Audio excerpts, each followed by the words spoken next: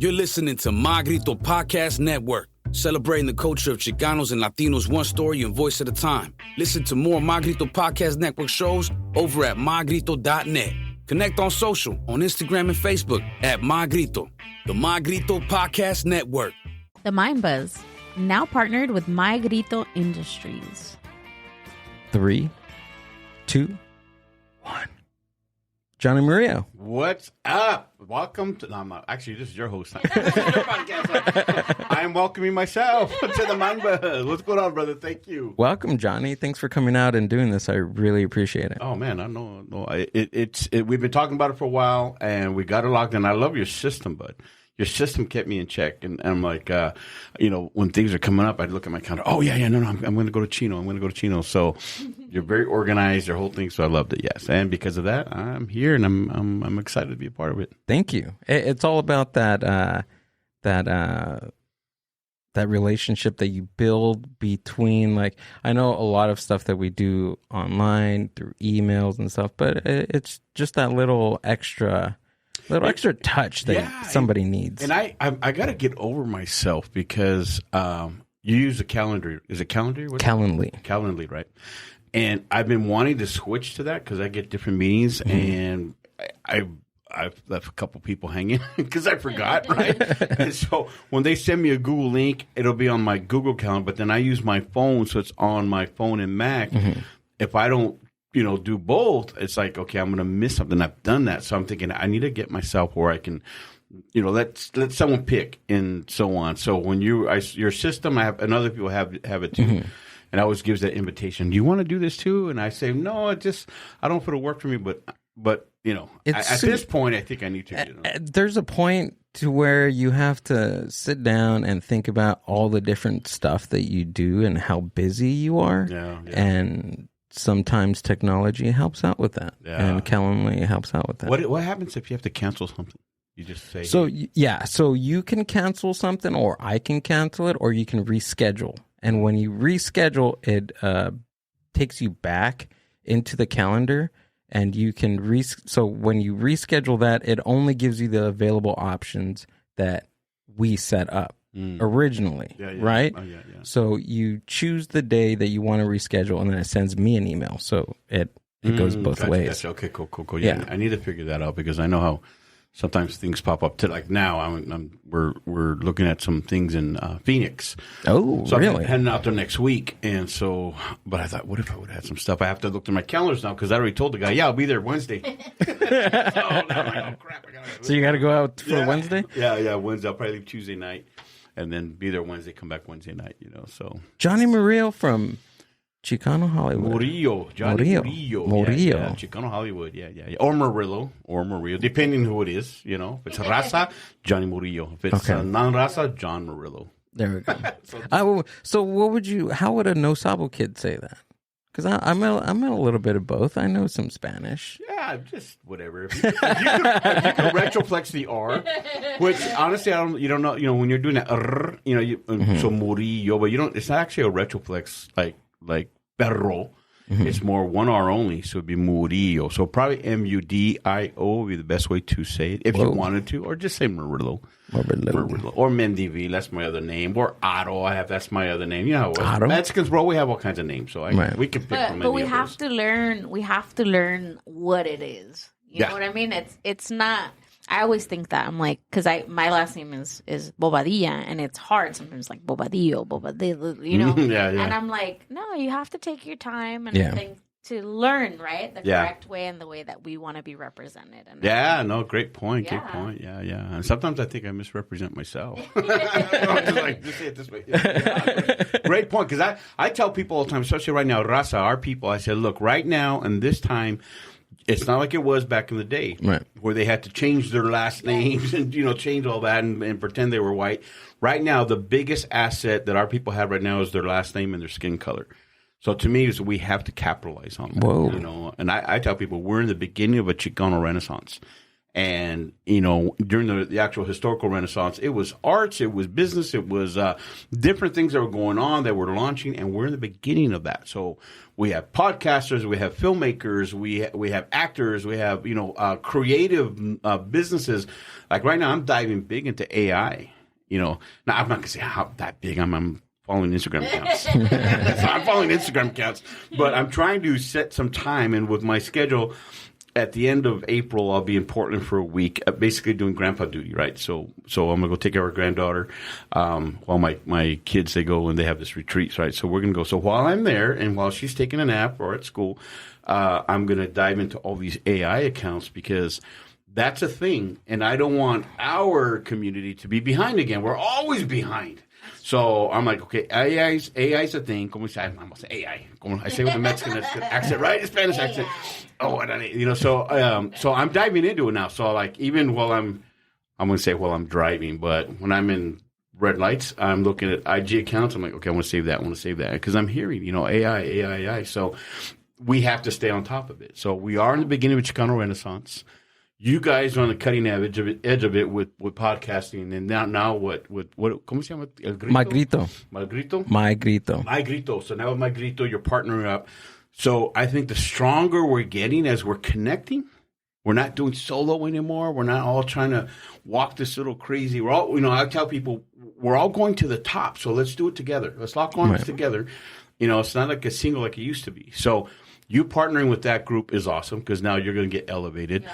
All the stuff that we're doing, we have to do it together so we can get elevated, I agree because I feel like in other cultures, certain cultures in particular, like I've seen like even the migration, some of them come, they work, they make all this money and they send that money to bring more people. Yeah. Right? Oh, yeah. And once they get here, they house them, they feed them, and then they help them open their businesses. Oh man, yeah. And it's just like helping and helping and helping. And I think with Latinos, we've come to this country and we've forgotten about unity or before. You know what I mean? And it's like it's so important to have a community and to be backed up and to support each other. Because if we don't, then that's a great point. Because other cultures, I when I was young, I'm from San Jose, right? So I remember when. At the end of the Vietnam War, then there was what we probably non-politically correct would say the boat people, right? There was a big migration of Vietnamese, right? Yeah. So I was a kid, I was in the barrio. We were. I tell people I was a cholo, but I wasn't a very good one. But we were there doing the cholo thing, right? So we see all these Vietnamese families coming because of what happened in the war and all that. So now they're coming to San Jose. We're laughing at them because they're packing into one house. And, look at how they live all crazy like that. They all stay in one house, and they're sleeping on the floor, 20 families or 20 people in one house, and we're laughing at that. But now they all own 20 houses each. They did exactly that. They came in, they helped each other out, they gave each other work. They tapped into an economic ecosystem. They created an ecosystem, and they kept the money within themselves. The Jewish community, part of the business principles. They create an ecosystem, economic ecosystem. They hire within each other. They always make sure that one of theirs has first shot at the bid. And if it doesn't work, they're always open to outside, but they do that. Jewish community does it. The Vietnamese community back that I saw personally did that. Latinos haven't been able to really do that yet. Why do you think that is?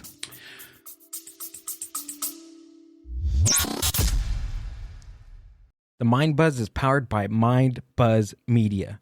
Mind Buzz Media is an on-site video and audio podcast production company. Have you ever thought about starting your own video and audio podcast? Or do you have an existing podcast that you want to take to the next level? Mind Buzz Media brings a professional podcast studio to you. Visit mindbuzz.org for more.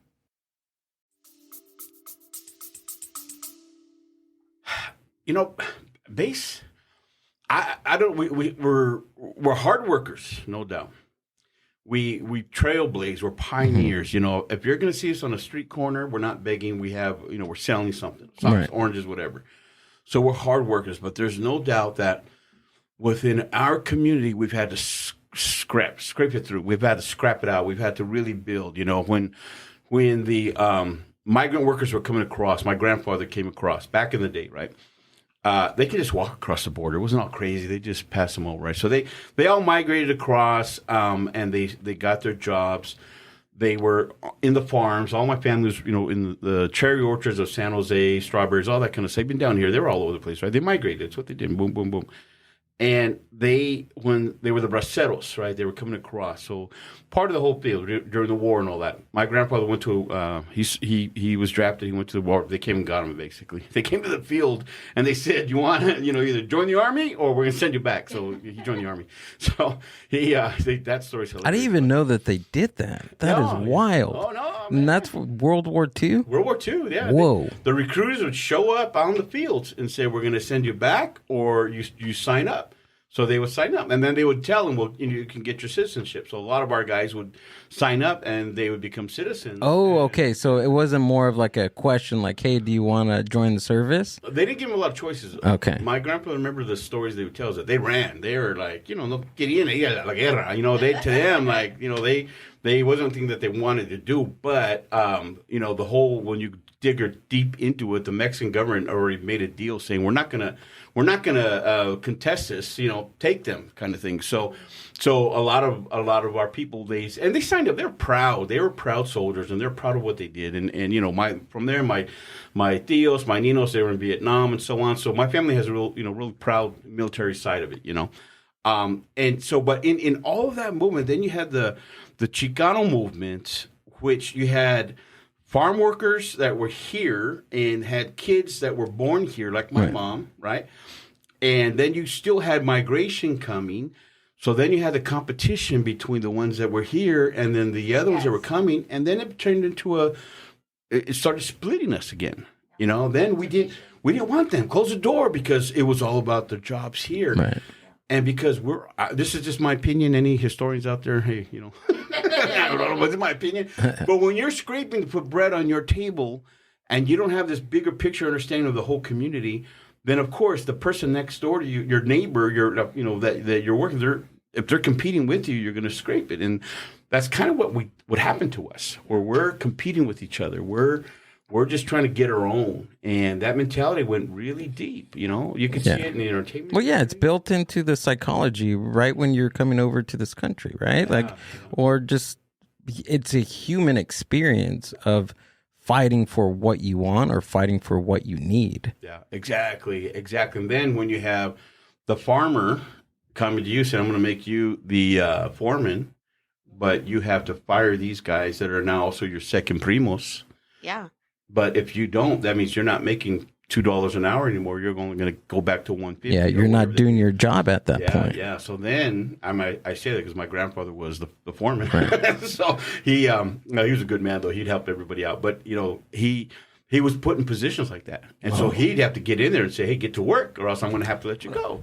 And I'm sorry about that. So he'd have to he was forced into a position of making management decisions against his own, vecinos, his own primos and all that. And they had to step up. Now, if they chose not to step up, yeah, okay, by rights, you're not working for it.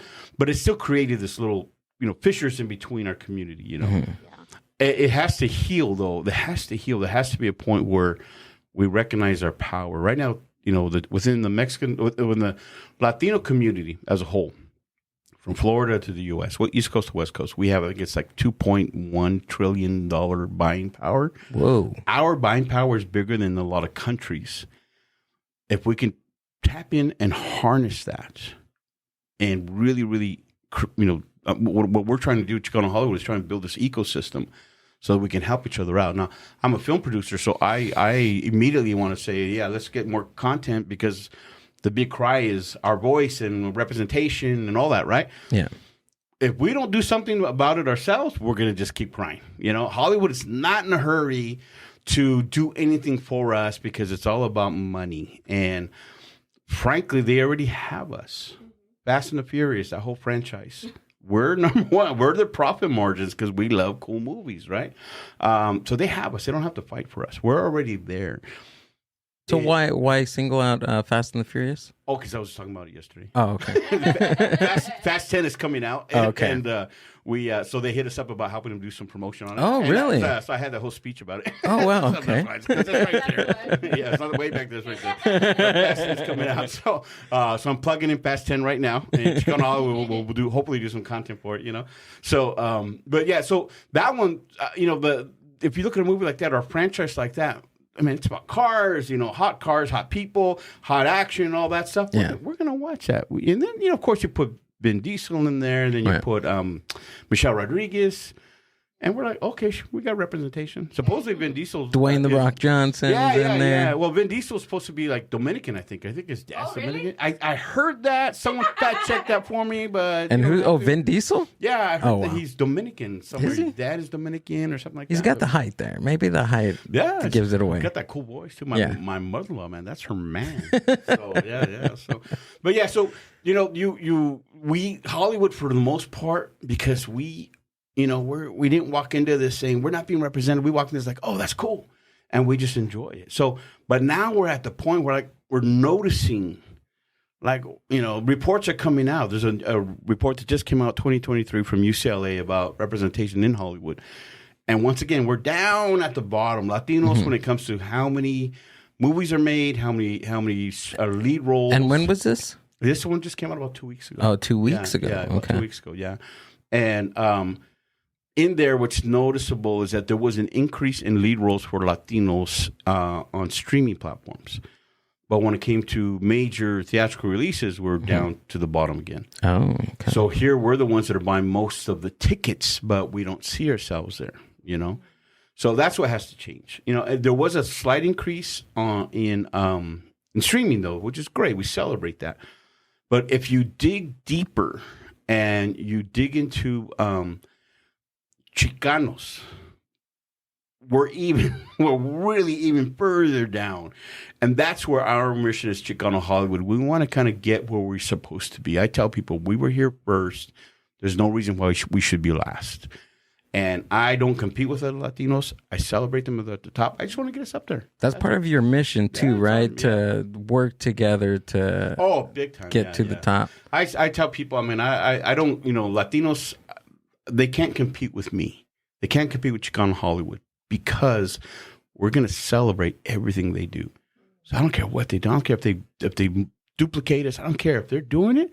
We're going to celebrate it because our mission is to build a platform underneath the Chicano Latino community, not step on top. We're going to build underneath, and if we build it underneath and we rise it together, from music to TV to podcasts to movies to live events, all that, if we build underneath and as a voice, the Chicano voice, we actually take our place. That's what our mission is. We just need to get there, And I think it's working so far. I bet, the Renaissance is here. I'm going to make a T-shirt. Someone remind me to make a T-shirt that says Chicano Renaissance. Oh, your timestamp here. We got a timestamp. You're going to make a T-shirt. So for some of our listeners that don't know what Chicano Hollywood is or who it is or what you do for, Chicanos, can you explain a little bit? Yeah, I'll actually give a little history if you want. So I'm a producer. And actually, I was a pastor for 23 years, right? So that was my main thing. And then about 15 years now, we felt this direction to come here to Hollywood.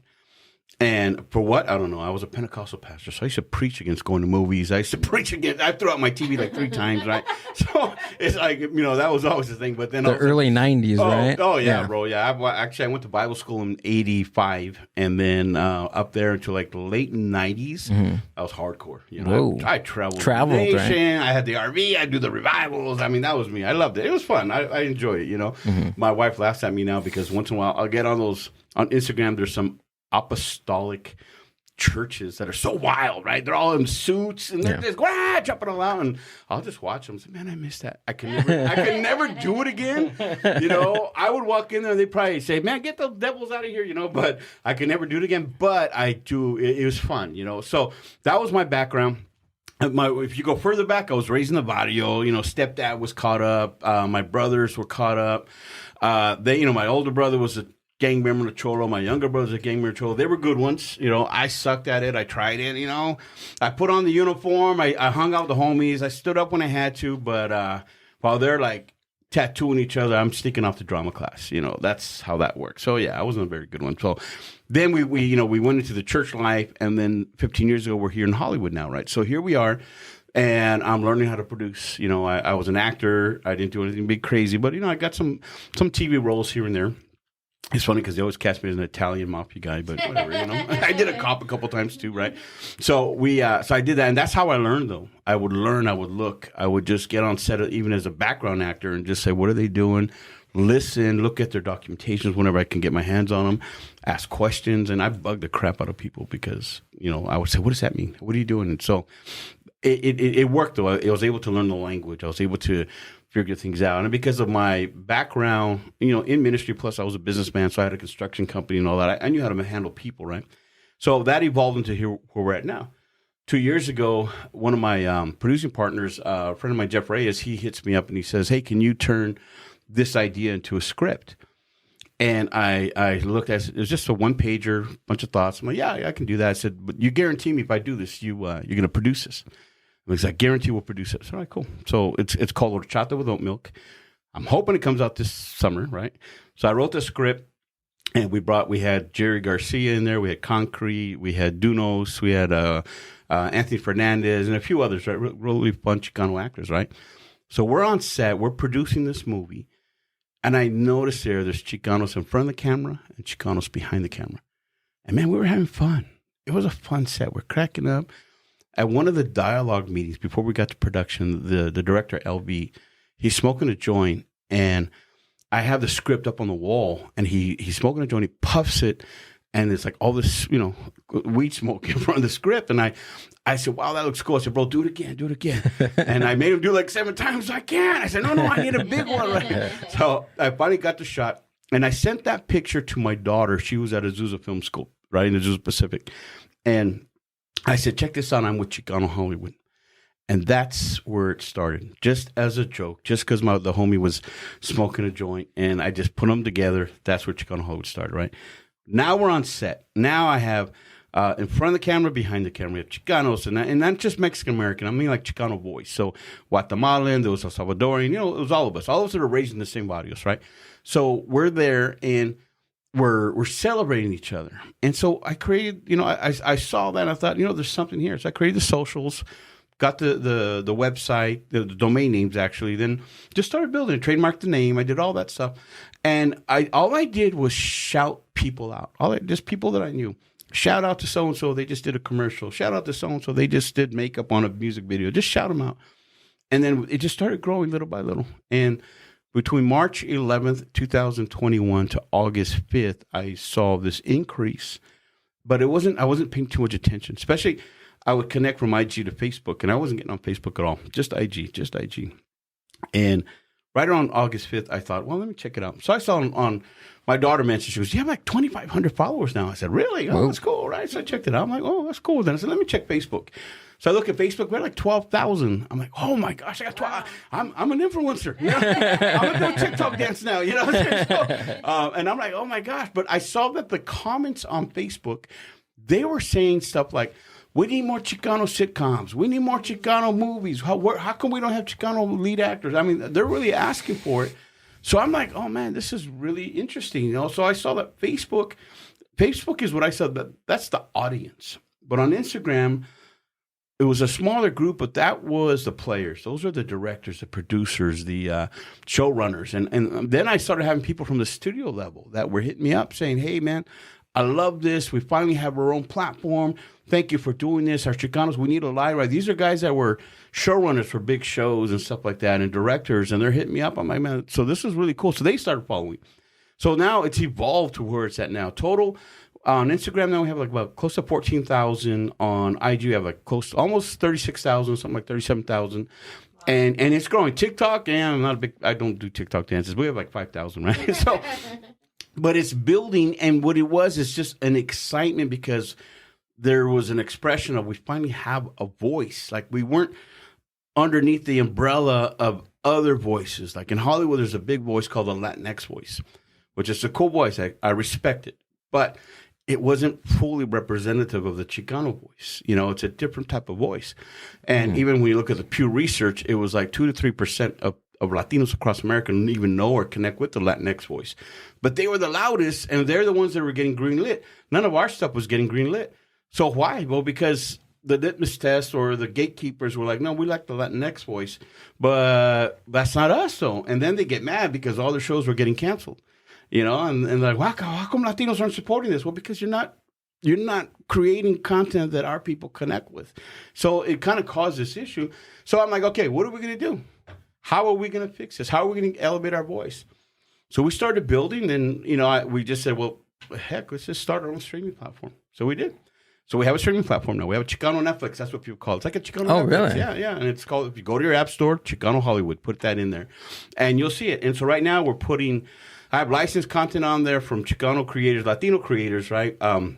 So I have movies on there. We have documentaries. We have some other digital content on there. So we're building it up. This summer I'm hoping the plan right now is to shoot 4 docuseries that one would be like a court show. The other would be a docuseries on a cute little influencer family, Chicano family and stuff like that. So we're putting all those together. So we're going to start putting original content on there that's ours, that we produce. So our mission is, when we produce something, we produce an original. It'll be our stories and our voice with our faces.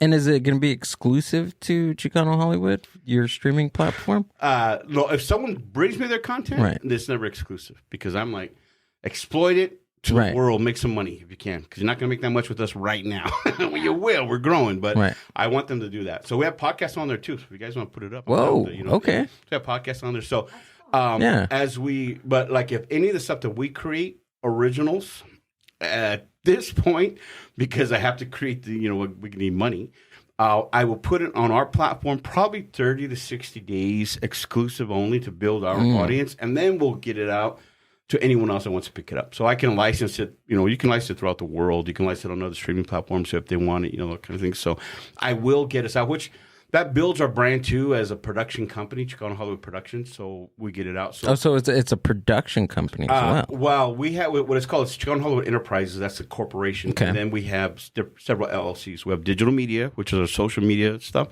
And then we have our originals, which is our productions. So then we have live events too. So it's a. And you have your master class too. And the master classes. Whoa, yeah. And what those are is just, I knew that if we don't create a bridge for our community, our kids, our people that have been dreaming about this, if it was like when I was a kid and I was, in the 8th grade play, still a homie, that's a different story, but I didn't tell anybody I was in that play because I would have got my butt kicked. Just put it that way, right?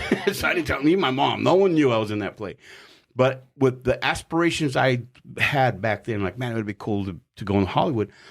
I had no one in my life that would even understand how to do that. My grandma, when he turned 16, dropped out of high school and going to the warehouse or going to the cannery. That was the vision, right?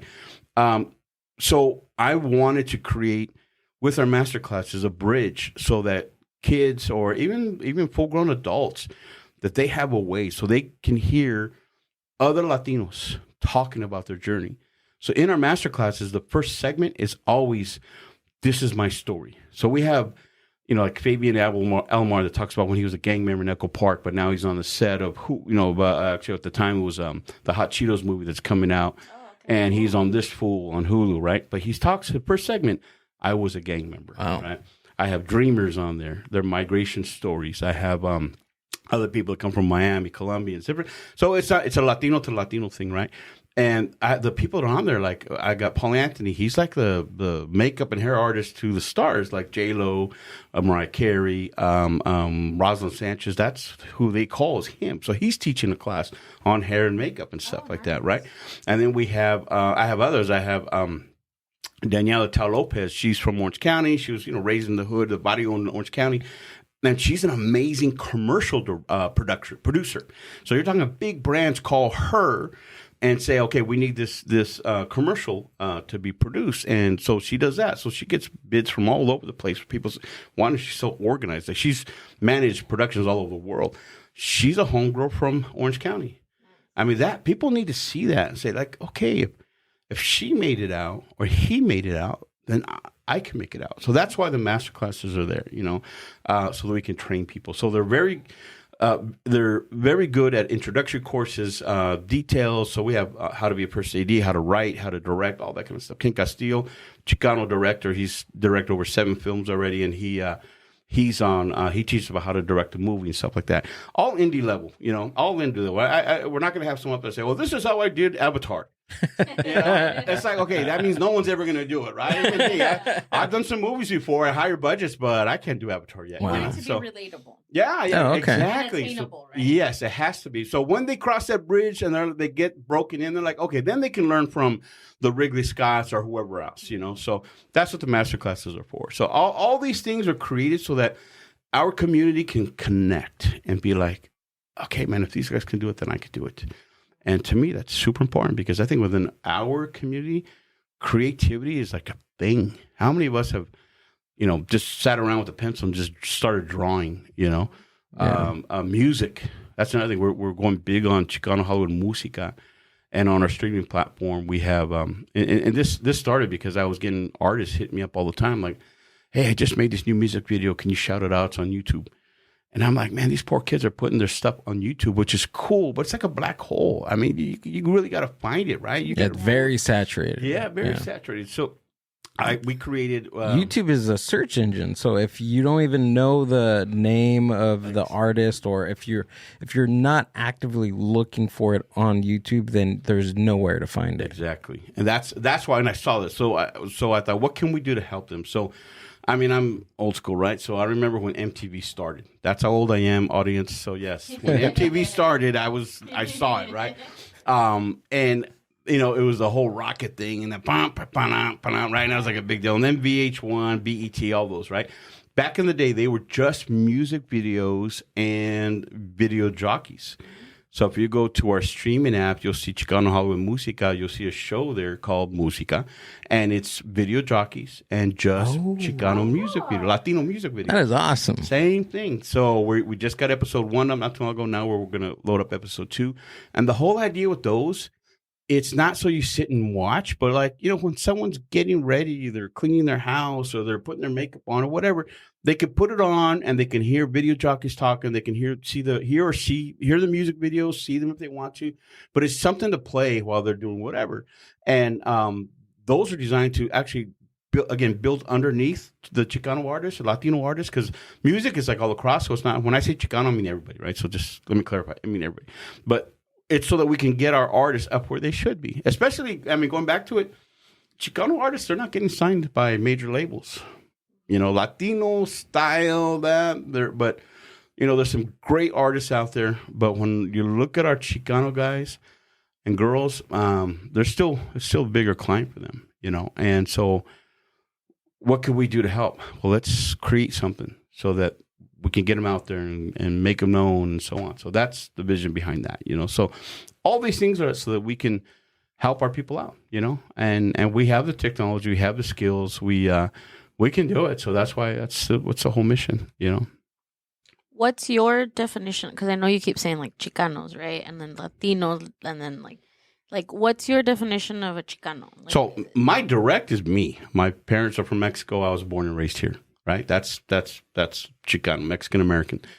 But then there's Chicano voice and Chicano culture. Those are others that are not Mexican American, but they're still into street culture, lowriders. And that's the Chicano voice. Voice, yeah. Okay. That's what Snoop Dogg, right? He likes lowriders. He likes he wears Pendletons, and he likes street tacos, right?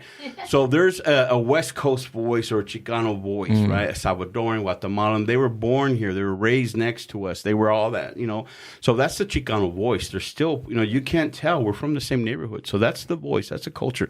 There's us that are Mexican American, and then there's the voice. So we are. Obviously the Mexican American, that's who I naturally build and so on, but I'm representing the voice. Alongside that, we don't, we're not competing with other Latinos at all. To me, it's like, if you're down with this voice, then yes, that's what can we do to help? I get calls from, actually from all over the nation, actually. Hey, we want to be a part of what you're doing. Wow. And we, was mentioning Arizona, so we're going to be launching this is breaking news. on your podcast. On your pod. You heard it. You heard it first. We will be launching. On the Mind Buzz. Yep, right here on the Mind Buzz. On El Grito platform. With My Grito. With My Grito, I said. Okay, My Grito.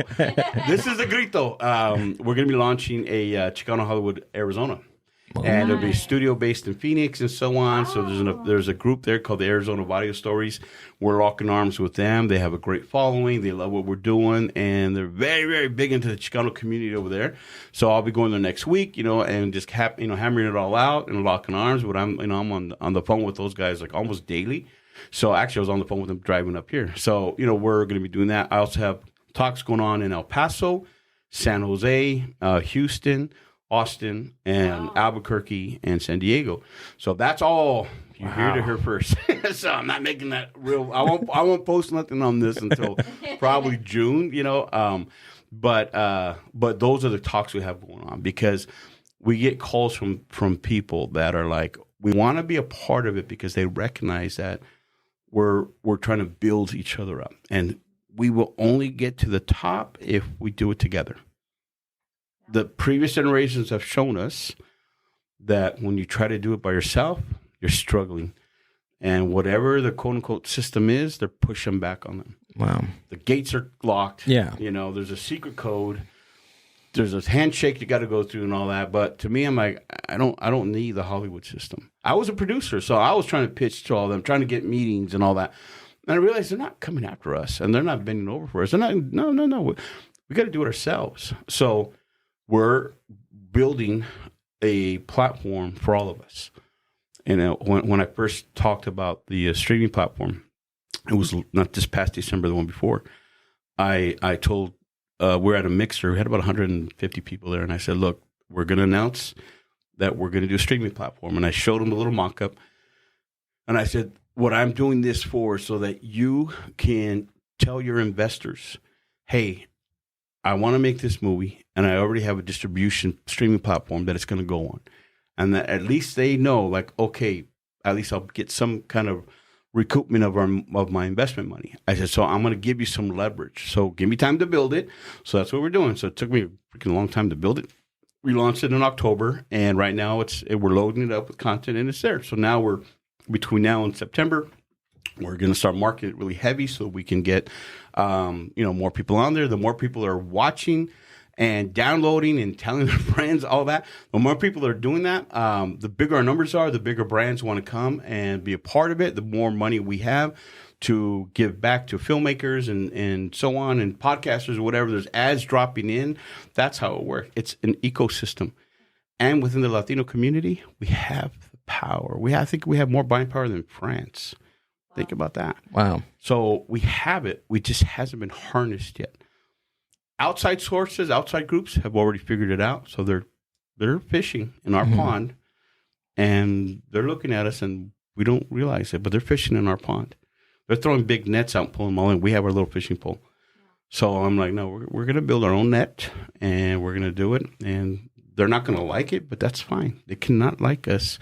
But within us, Latino, Chicano boys, whoever, we're going to support each other. And if we do this right, it's going to work good. So that's the plan, if that makes sense. I think I answered that question in a really long way. I'm sorry. That was great. No, well, that's your mission, right? And obviously, of course, it's working because, when did you start this? Like in 2019, 2020? 2021. 2021. And March 11, 2021 is when I opened the social accounts, IG and Facebook. We got incorporated August 5th of 2021. And fast forward just a couple of years, now you have other states getting involved in this. That's wild. Now we're building this affiliation network, I don't know how I'm going to do that, but yeah. So what I wanted to do is I wanted to be like a resource that when our guys want to go to Arizona and make a movie, they have a team there already ready for them to help partner with them and so on. And I want to make it economically a blessing to the people in our affiliate locations. So whatever I can do, like, we have the streaming platform, so we can actually go to small businesses. Hey, we'll make commercials for you. And, you're in San Jose. Okay, go to San Jose. Go to Lucas over there. He'll make your commercial for you. And we can go and help. We can make sure they come out. That's what we do, right? And we can do it all there. And he's able to make some money, too. So I want to be able to get this ecosystem going. So the whole tide is rising with everybody, you know. Right. So Albuquerque, San Jose, San Diego, and what do you call it? El Paso, Phoenix, and Houston is who we're talking to. Austin, those are the ones that we're in talks with still, but Arizona will be the actual first official one that we're going to say, okay, we are now partnered with Arizona. You know? And I'm sure you won't have problem finding anyone, because I feel like now we're everywhere. I was just having this conversation with Gil yesterday, and we were talking about like the definition of like filling space, right, or making space for yourself. So he was asking me like, what is, in context, like what is making space, right? And I feel like now Latinos, Chicanos, we are showing up in jobs, you know, or in places that weren't designed or made for us to be there, right? Yes. We only saw a certain type of cookie cutter, you know, person in these jobs, in these fields, and in these places. And it's like we're starting to evolve, and we're starting to, like you said, tap into these things. And, and we're starting to show up, and we're everywhere. We're not just your gardeners or your construction workers or anything. We're in tech. We're everywhere. I have a great content. Now we have a streaming platform. Now we have a streaming platform. Pull it up. Put up ChicanoHollywood.tv. You see it there. ChicanoHollywood.tv. That's the best way to go right now. But we have, like, going back to that, where your point is, in San Jose, I have some tech people, all Chicanas, and they're hitting me up, saying, how can we be a part of this? Wow. You know? So one of the things we want to do is launch a magazine that 50% of the magazine will be entertainment, you know, centered, you know, talking about movies and actors and so on. But the other part, I want to talk about technology, science, stuff like that.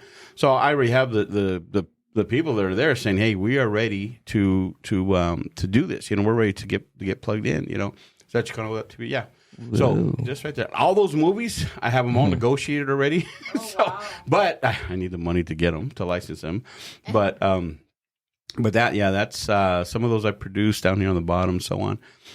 But those are the ones that are like iconic movies. Now the vision is to have those on our platform. So I kind of put those up as my little vision board, you know. Nice. But on our streaming platform now, when someone creates an account, they'll see different documentaries, different movies. We just put a pay-per-view up there. So if you like horror movies or comedy, it's called Cholo Zombies.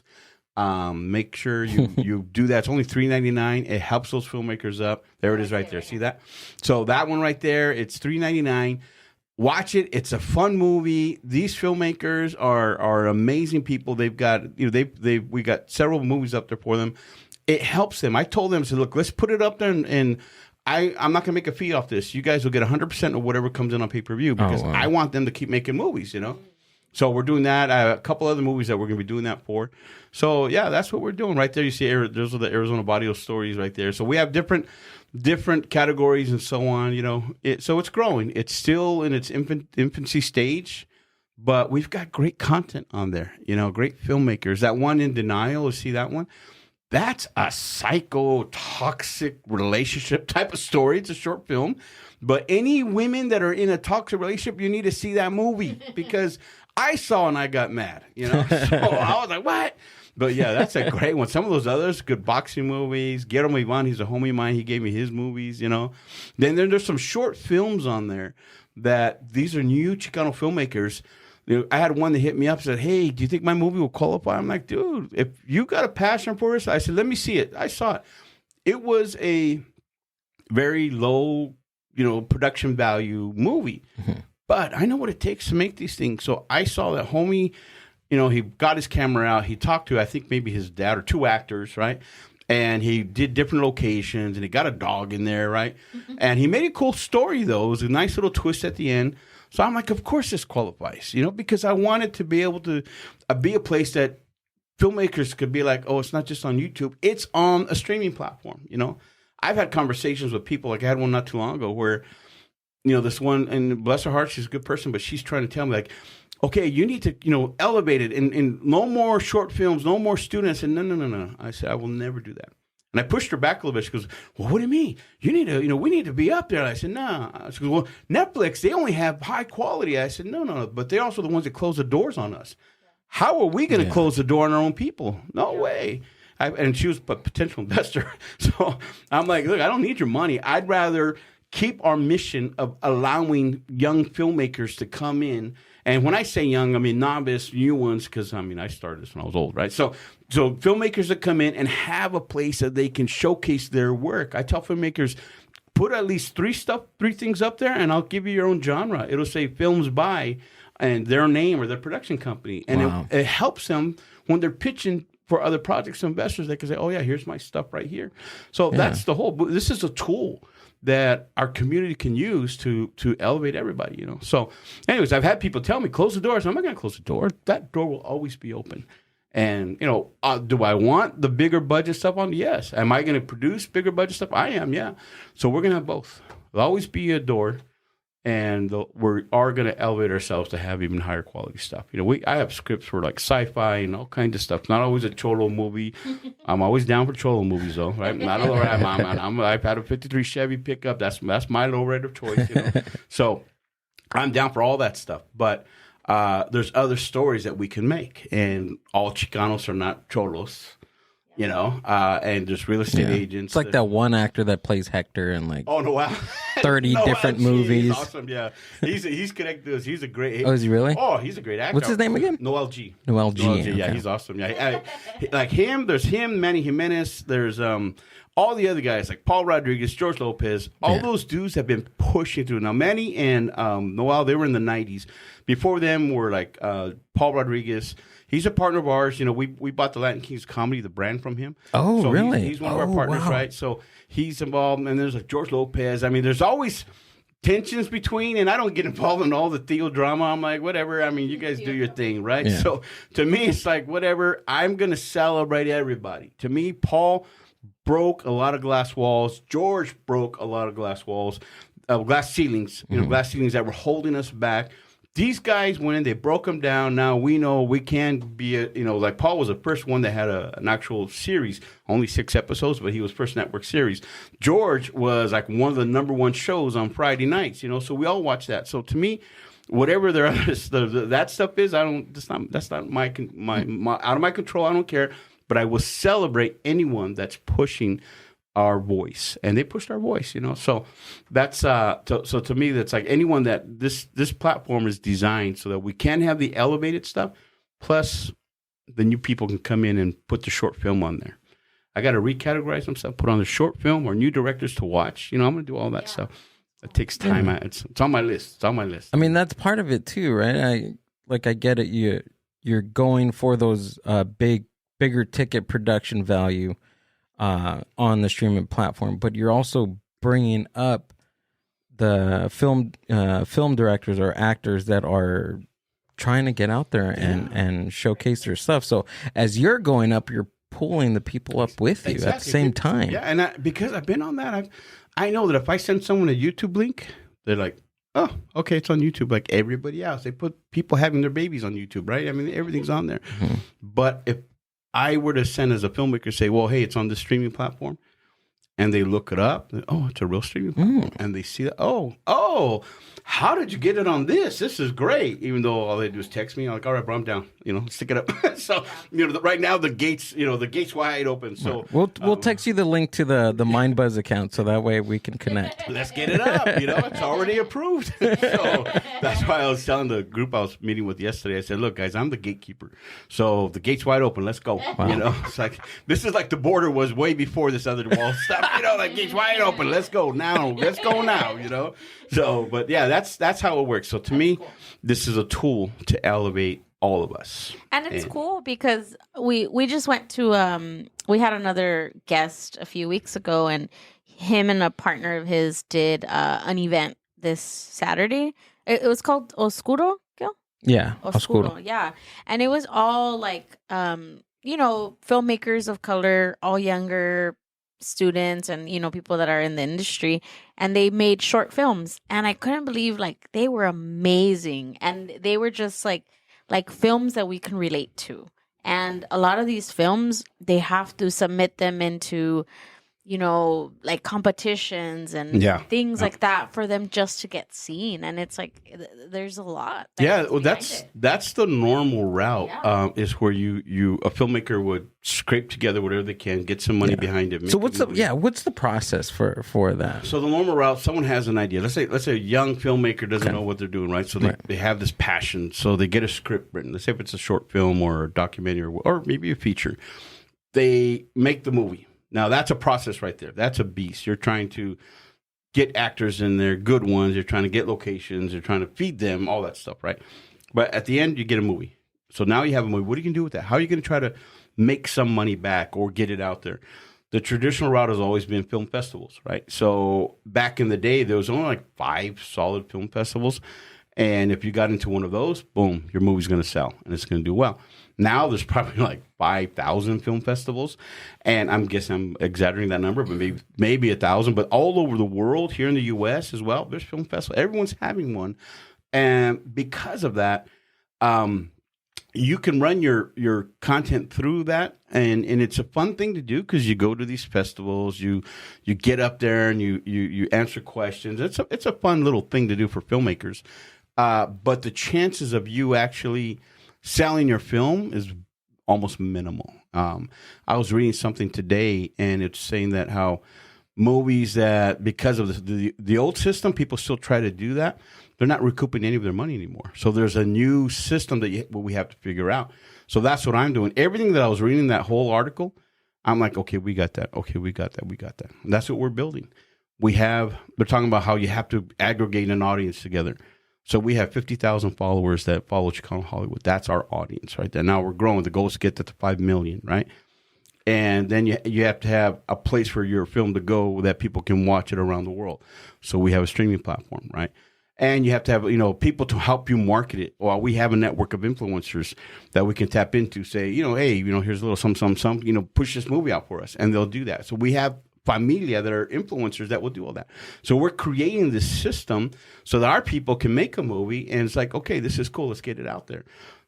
There will be a point where we actually can do theatrical releases. That's a hard one because when you get a movie, you put it in the movie theater, you're making, if the negotiation is good, you're going to make half the ticket sales.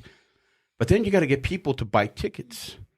And that's the hard part. So for every movie, for every screen that your movie is going to be on, you're looking at least 10 to 15,000 that just goes into marketing to get people there to see it. So a guy makes a movie for, let's say, $1 million. He has to figure out another 3 or 4 million just to get it out there. And that movie better be good. Wow. So that's why movies don't go to the theater. It used to be back in the day that a distributor picks it up and they say, okay, we love this movie. We'll take it from here and we're going to get out to all our theaters, right? So they get it out there to 1,000 to 2,000 to 4,000 theaters, depending on how big they are, right? But then they figure out ways how to make sure you don't get your money back. They get super creative. They'll be like, oh, we have these fees and this marketing, blah, blah, blah. So the filmmaker, pretty much once they surrender it to a big distributor, they're not going to see anything. So we always tell people, and I told someone today, put yourself in the budget because that's all the money you're going to make. I said, if you think you're going to make money on the back end, you're not. Just put yourself in the budget. That's your money. And be happy that your movie got produced. And I tell them, I say, you're not a golden egg. You're the goose. You know that old nursery rhyme, the goose and laid the golden eggs? I tell our filmmakers, I said, you are the goose, not the golden egg. So don't get caught up on one golden egg. Get it out there. Let the world see it. Get your resume. Become a produced director or produced writer. Give it away because that's your win is you are now a produced writer or director. Like in my case, I produced a movie a couple years ago, and it had a theatrical release in Mexico. It had a theatrical release in Poland and other places. From what I understand, they made all their money back. But I'm a producer that has had theatrical release. That's a notch up. So that's a quality that I'm at. Like Chato with Oat Milk, when that finally comes out, that's a movie that I made, the first one that I was talking about. When that comes out, then I will be a producer writer. And I told Jeff Reyes, the producer of that movie, when he asked me to write, I said, if you promise me to produce it, I'll do it for free. Now, he still paid me a little bit, but I did it for super low because I wanted to become a produced writer.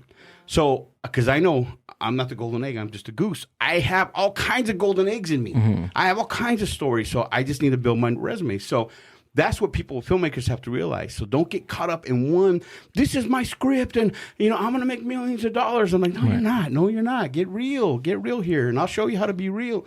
But just get it out there and let people see it. You get your notch up and then you'll do the next one. And then there's going to be a point where now people are coming to you because you have 3 or 4 movies that have been out there and all their money came back. Investors are happy. So now you're a go-to person in Hollywood because they know that if you write something, if you direct something, if you produce something, the risk is minimal or less. It's always risky, but the risk is less. So that's how. So the process is very intense. It's not for the weak, It's very expensive. That's why we haven't been able to get into it because it's a rich man's game. What's different now is technology. Look at you guys here. Look at these cool cameras. We can make a movie with this stuff you have here. Look at the stuff you have, right? We can make a movie with this. And all of this, get some actors and we put them in here. And let's say this is an interrogation room and you're the cop and I'm the bad guy. And we could just do a whole scene here, right? All right, you're hired. Yeah. But you see how this is. Or we can have he's a psycho, he kidnapped you, and you're tied up in here, right? But with just your gear here, we can do it. So technology has leveled the playing field. And now that I have this streaming platform now, and I say now that Chicano Hollywood has a streaming platform, we've leveled it even more. And that's the goal. So now, to me, it's like freaking the gate's wide open, run. Get in there now. Get in there. I'm not saying it's going to close. I'm going to try not to make it close. But now's the time for artists, directors, writers, music, even small businesses. Now is the time to run. Now is the time to get into it. Get in the game right now. It's Chicano Renaissance time. It's our season, our time. The next 20, 30 years are going to be amazing for us. But only for those that put the work in. When did you see a change in that? Like, now, what was it before the Chicano? You're saying that right now we are in a Chicano Renaissance. Chicano Renaissance. Yeah. What was it before? And where did the change come from? Yeah, before it was the lack of representation. It's always been that way, right? Now, if we go back even more, you see guys, the old school, Anthony Quinn, Antonio Quiñones. Anthony Quinn was an A-list actor in Hollywood, right? Who else? Ricky Ricardo. Well, he didn't change his name, but some of these others that were Mexican or they were Latino or something, they had to change their names and so on. There's others I'm missing, but there's other names that they switched to, right? Just so they can get hired more, right? So that's evolved over the course of time, and more, not a whole lot, but a little bit more content's going up. You had Chico and the Man. That was an old. That was Freddie Prinze, right? Yeah. So people started seeing Chips with Eric Estrada. Mm-hmm. People started seeing us. We did something with Eric Estrada one time, and he was telling us the whole backstory, how they wanted to make that character Italian. They said, America's not ready for a Hispanic in this lead role. He fought them, though. He said, no. So they finally settled on Pancharello because they wanted to make him more Italian, right? So back in the day when producers would make a movie or a TV show, they had one test. Will the people, and I think Paul Rodriguez told me this, the people in Peoria, Indiana, I think it's Peoria, Indiana or Peoria, Indiana, somewhere out in the Midwest, will they watch this show? So they're going to a Midwest white family, and will they watch this? That was the test. And if they wouldn't watch that show, then they wouldn't do it. The extremists would come out with, like the Jeffersons, an all-black show, Good Times, So they were popping here and there, and then they were becoming successful. So because they're becoming successful, like, okay, we can probably test a little bit more. So it's evolved little by little. But it was still, even when I got here, you're still struggling. We weren't actors, we were characters. And when I would get a submission because I was Hispanic, they wanted, do you speak Spanish? And in my case, do you look Spanish? And I'm like, I look white, I look like the Chicano Guillermo del Toro, but he's Mexican, right? That's what people tell me. But and so I wouldn't even get roles. I'd have to go for the Italian roles. I have to go for even the white roles, or a cop or detective. So it still wasn't for us. But because of the population becoming more and more Hispanic, and we are becoming more educated, we're becoming more sophisticated. Now they're not asking will this show work in Peoria, Illinois anymore? They're asking, will this work in LA? Will this work in Miami? Will this work in this? And so now the audience is different. So because we're a sophisticated audience. But up until where did I see it was on the set of Horchata with Oat Milk. When I saw the people on that set, all of them were skilled people. And they've all of us at that time had done stuff on other projects that were big. And I'm like, man, look at this. We could do whatever we want. We can make stories. We have ideas. We have concepts. We're screenwriters. We're producers, directors. We're DPs. We're talent. We have it here. And I saw the synergy that was happening within us. And I said, we're coming into something. And now when you look at the stats, the population growth and so on, and if you get into the dirty details of it, white people have less kids. So because they're having that 1.1 kid or something like that, Latinos having 4 something kids or 3.8 kids, something like that. We're outgrowing 5.5. If it's my family. Yeah, I know mine. So we have more kids. So our voice, our culture, our community is growing. You have the Black community too; they're growing. But both those, they're not having enough kids. We still have a lot of kids. We still have 3. Like I have 3, and I came from a family of 5. So we still have a lot of kids. So because of that, what does that mean? When they're adults, they're the audience. They're the ones that are buying tickets. So it's the audience that's changing. The audience is growing. The audience is sophisticated. Yeah, it's changing. Yeah. It's growing. And we want, we want to see ourselves. People get over dramatic about it, in my opinion. Don't get mad at me. Or they get over like, first time I saw that, I felt validated. Whatever. I saw the Brady Bunch. I wanted Mike Brady to be my dad. He's a white dude. So yeah. I mean, I was raised with one. Como se dice, the Three's Company and Happy Days, and Cheers. So yeah, Family Matters Cheers. for me. Family Matters. Cheers was my show. I love Sam. So I mean, we did for my generation, Gen X. It wasn't all that emotional, but I do see that. It is important. Like 2 nights ago, we watched a movie on Netflix with my daughter and my wife, and it's called Praise, produced by Tim Story, and Praise, something like that. And it was all Black cast, all Black. Not one other person in just all Black cast. Great movie. What was interesting, though, an observation was there was no character actors. They're different characters. If it would have been traditionally an all-white cast with one Black actor or one Hispanic actor, that would have been a character. So we need you, because you're Black, to act Black. And we need you, because you're Hispanic, act Hispanic. But when you have a cast of all Blacks, well, your character, you're kind of nerdy, blah, blah, blah, or you're kind of cool. Mm-hmm. So they were able to be what we are, regular people, in regular roles without having to be brown or be Black or be Asian. So all that is changing now. So we are going to create our stories and our voice with our faces.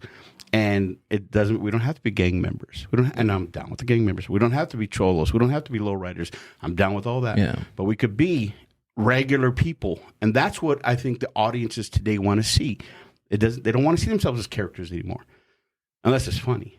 I'm down with the funny stuff, So, so that's what I'm saying. So what's evolving? So now I saw on the set of Horchata with Oat Milk, as I saw the momentum growing with Chicano Hollywood, I realized we are in the beginning of something huge.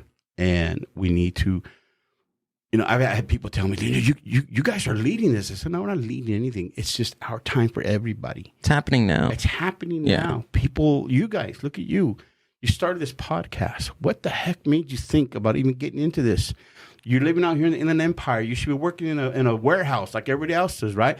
But there was something deep inside of you that said, no, I want to get my voice out there. Right. And boom, look at this. You have something awesome, And I was stuck in an office for 6 years. Oh, see that? Until I made this jump part-time to full-time now. Wow. And that's why, because there's something inside of you. So I think that there's something in all of us. I'm a big faith guy, right? I mean, I was a pastor. So I believe God's calling us to this and to elevate our voice. He loves our community. So he wants us to grow. And he gave us all gifts.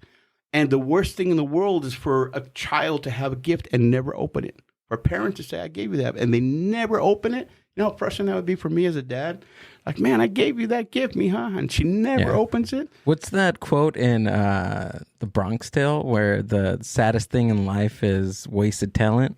Yeah, exactly. And that's what's happened if you go to our cemeteries. It's loaded with so many gifts that have never been opened. Wow. And that's where it's like, this generation now, we got to do it. You got to open it up. Even people my age, I don't care what you've done. If you're ready to retire, a lot of my peers are retired. I'm like, I wish I could retire, right? But I'm not there, right? I got a long to go. But a lot of my peers are retiring. But you know what they're doing? They're hitting me up. Man, it's crazy you're doing all that. How'd you get into that? I'm like, dude, I'll show you. Let's do it. You got money, invest. So You're like, you can take my master class. Yeah, take my master class, So I think there's something inside of us that we need to create, tell our stories, whether you're behind the camera or you are writing it or whatever it might be. But now is the time because it's almost something divine that's like, okay, we have to get our voice out there and take our place. It's like a calling. That's what I describe. It's like a calling. How do you? So look at where you're at. Super awesome. Yeah. I wake up every morning and I can't believe it. Isn't that weird? I can't believe I'm sitting in front of Johnny Murillo. Hey, boy, how's the rest of your life going? Because that's not that good, But that's what I'm saying, though. It's like, think about it. I mean, Gil, you guys here, you're freaking killing it. And now that you partner with a bigger platform, your voice can be heard around the world. Shout out my grito. My grito. And think about it. You're around the world. That's where you guys are right now. I'm sorry. What were you saying? Thank you. No. I was gonna say, like, I think it's awesome what you're doing and everything. Like, it's cool. And something for me where you were saying, like, like people say, like, oh, I saw someone on TV and they look like me and everything, and I get that, right? Mm-hmm. But you know what gets me is to know, like, just even like with Chicano Hollywood, to know that they're not only are we being represented on TV, but we're being represented by us, by people who are creating these things, right?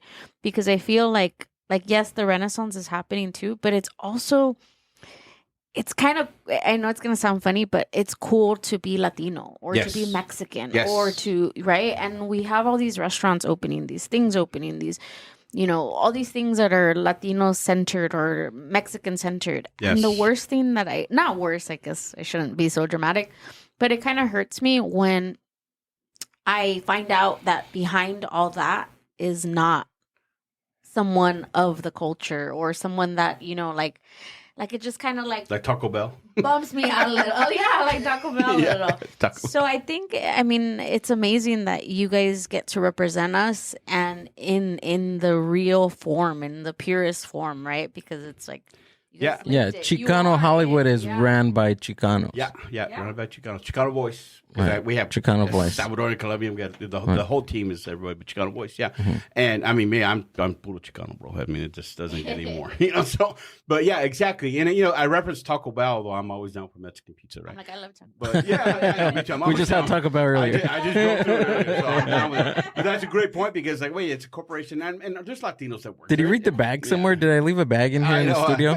It smelled like Taco Bell. Remember the little Chihuahua? Yo quiero Taco Bell. I thought that was funny, right? Today's generation might be like, oh, that's so offensive. Like, no, I thought it was funny. My neighbor had Chihuahuas, so it remind me of them. So, but you're right, though. It's us driving this boat. And when I say us, I'm not talking about me or my team. I'm talking us. We're driving this. So it's not like we're on the bus and have to get in the back. Yeah. People don't know this, but in Texas, they had all those same segregation rules that they had in the South against the blacks. They had them in Texas against the Hispanics, the Mexicans, right? And no Mexicans here, a white drinking fountain, and all that. So all that discrimination was in our community as well. California, we had it. We had it easy here. It wasn't that bad. We did have racism. We did have all that, but it wasn't like that bad. We didn't have to do different water and all that. I mean, I never heard the word spick until I was in junior high, and some bunch of stoners threw me against the wall and started pounding on me. And I'm like, what? I came from a Washington elementary school in San Jose, all Mexicanos. And then I go to Markham Junior High, all white people because of the busing thing, right? It was a busing thing. It was a thing that happened back then. So now I'm surrounded by white people, and there's like only a handful of homies. My brother was one of them, and I'm, the term now is being bullied, but these dudes were, causing stuff and calling me a spick and a beaner, and I had no idea what that was, right? Threw me against the wall. What grade was this for you? 7th grade. You're talking a few months before. I'm having recess and playing marbles, and now a couple months later, I'm like thrown against the wall. And this is the first time you've experienced this? First time I experienced it. These dudes in puffy jackets with stoner boots. They were in 9th grade. I was in 7th grade. And like, hey, spick, and they threw me against the wall, and I froze. And it wasn't for my brother and the homies that came around them. They got into a big fight right there. I remember I dropped to the ground, and I'm like, what the heck is going on? Did it shake me? It was a trip. But then my brother said, get up, dude. This is the way it is. So then what do? We fought those guys. And we know what? In high school, those same dudes, we're working together on cars. I had a lowrider. They had high riders. And I actually, on my high school, I was probably the best one in use about cars. So they come to me, hey, Johnny, can you help me do this? And I'm like, this is that same fool that threw me against the wall. Yeah, bro, let's go. So, we became friends. We grew out of it, and everything's cool. And so I went to Willow Glen High School, and I was, the shop. I was a shop assistant and all that. And we were in shop all the time, working on our cars. And we found things in common, and it worked out. So there is racism. There are things like that. But you have to make the choice to mature. And you have to make the choice to forgive and move past it. And I could tell that story over and over again and causes drama, or I could tell the truth about it. Say, we all became friends after because we grew up. Yeah. And that's the truth about it. We found something in common. Cars. They had their hot rods and their high rises, and I was a low rider, and my friends were low riders. But cars, when they asked me to come and tune their engine up and all that stuff, it was us working together, changing their brakes and all that stuff. And we all worked together, So there's common ground that we can find with everybody. Black, brown, white, Asian, doesn't matter. Yeah. So it's just a decision to be mature about it and grow past it. And especially with the arts, bringing people together between, around the world, throughout different cultures, food, music, film, projects. Think about we have a following in Japan. Japanese love Chicano. Oh, yeah, absolutely. Yeah, they do. And I'm going to tap into those homies. Once I get the merch going, hey, merch. It probably started over there. Now we're selling it back to you. Do you remember the city that I think, so we visited Tokyo a few months back. Oh, nice. And we were going to actually go to a taco spot that was out there. But I believe the city or the state, it was like maybe like a 4 to 5 hour drive out from Tokyo. So we weren't able to go over there, but we were watching videos on YouTube and TikTok. I've seen some but there's a guy that has a taco truck there. Yeah. And then you got these dudes that they're probably tech people and they're lawyers and all that, but they love to dress like their homies. And they dress like it too. Yeah, and lowriders. Yeah. My dad, like mid 2000, he rebuilt like a Mustang, and he took it to a car show one day here in Pomona, and Japanese. So they send like one guy, and he scopes the entire thing, takes pictures, sends it back home, and they bought the car cash right on the spot, and it got sent to Japan. Yeah, think about that. Now, people trip on the whole cultural appropriation thing. To me, it's like, dude, if our people are making money, then sell them your lowriders. Sell them sell them whatever they want to buy. Sell them your sarape. I mean, to me, if our people, if it's contributing to put some pan and some carne asada on the table, then let our people sell it. Right. And then too, they're celebrating it because they like it. They're not pushing it down. They're not they're not hanging it out on a tree. They're not spray painting. They're celebrating and because they like it. And what greater honor is that? I mean, think about the Chicano boys. We just had a fashion show. And Elvira, she does her Instagram is Wardrobe Divas, and she came to me in November and said, Johnny, we got to do something to kind of elevate our voice, right? We don't want to be all ratchet all the time, right? I'll troll all ratchet, right? And I'm like, okay, you got a point because I'm always ratchet, right? This is probably the best dressed up I get, right? And she goes, and she's into fashion, right? She's a designer, all that. She goes, can we do a fashion show? And we'll if you can partner with me and run it through and promote it, I'm like, we'll make it a Chicano Hollywood thing. I'm like, yeah, let's do it. So it was called Chicano Elegance. It was at this really nice venue in LA, right by Dodger Stadium, really beautiful. And it was in February, and we didn't know how this is going to work, right? And it's all set up. Tickets were it took a while for tickets to finally sell. Then we finally sold out. So it's good. She's going to make the budget. All that stuff was great.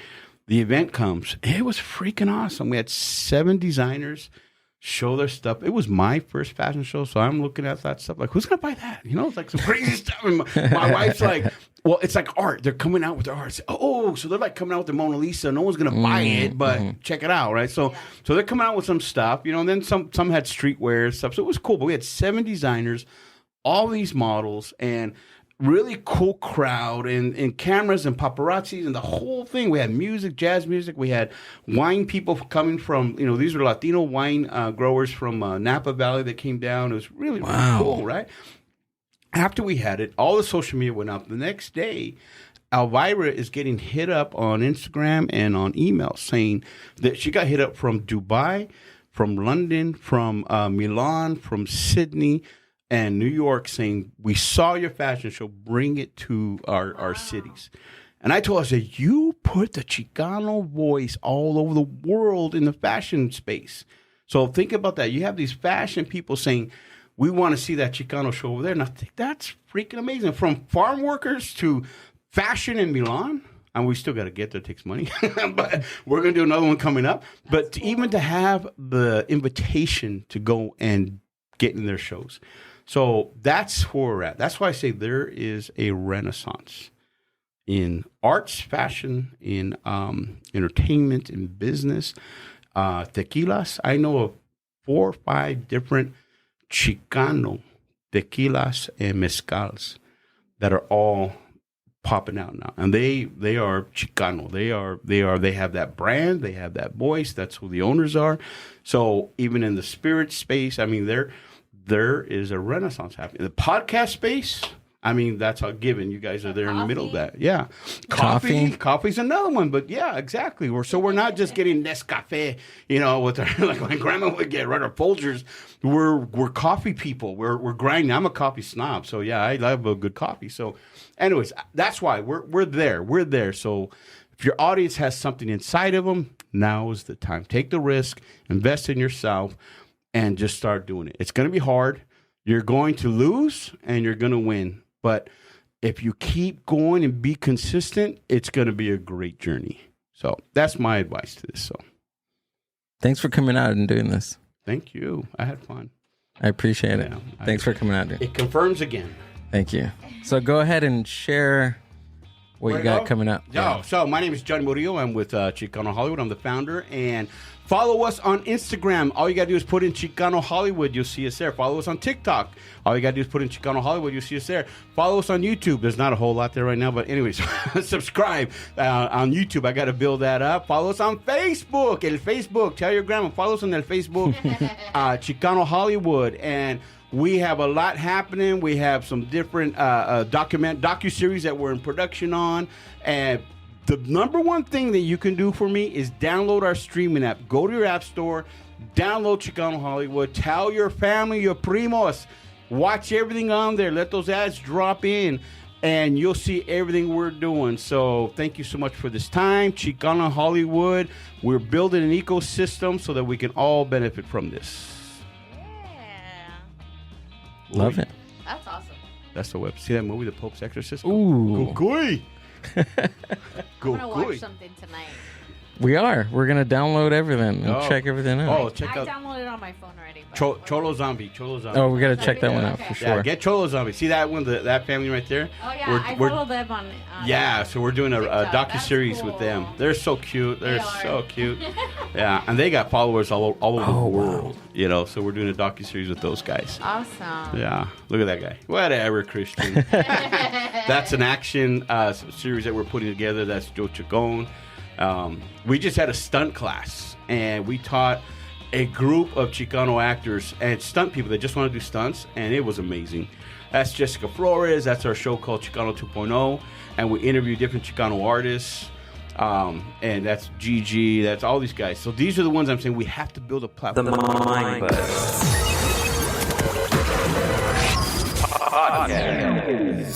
Johnny, thanks for coming out. Appreciate it. Yeah. Tell me how we can get involved and help out. Dude, well, if you want to put your podcast on, I mean, approved. Thanks for listening to the Mind Buzz podcast. Subscribe to the Mind Buzz YouTube channel and watch full podcast episodes. Keep up with the hosts, guests, and upcoming events by following the Mind Buzz on Instagram @the Mind Buzz. See you on the next one.